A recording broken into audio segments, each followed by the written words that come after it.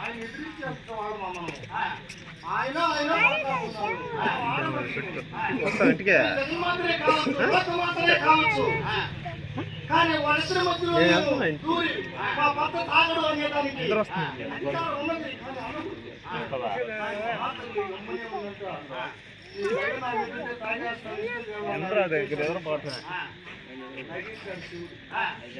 ఆ విషయం తాగేసి చనిపోయింది. శివుడు కూడా చచ్చిపోతాడు.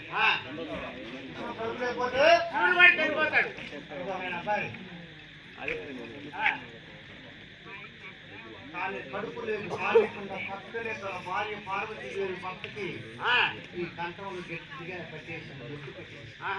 ఆమె భర్తను రక్షించుకున్నాను.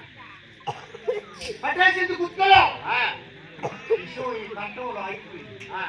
అందుకే శివుడికి కంఠంలో నల్లగా అందుకే ఆయన నాగకంఠ, గరళకంఠ, నీలకంఠ అనే పేరు.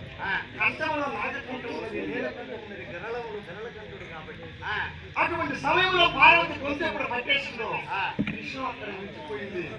దేవతలకంట ఆశ్చర్యం అయిపోయింది. అయ్యో శివుడు విషయం తాగినాడి కాబట్టి ఆయన కూడా చనిపోతాడేమని ఆ దేవతలంతా అసుర రాక్షసులు, సురాదేవతలు, ముక్కోటి దేవతలు, ముమ్మూర్తులు అందరూ కూడా రాత్రంతా ఆయన నిద్ర పానీయకుండా వీళ్ళు నిద్రపోకుండా మేల్కాంచినారు. కాబట్టి శివుడు నిద్ర మేల్కున్నారు. రోజు శివరాత్రి అమ్మా.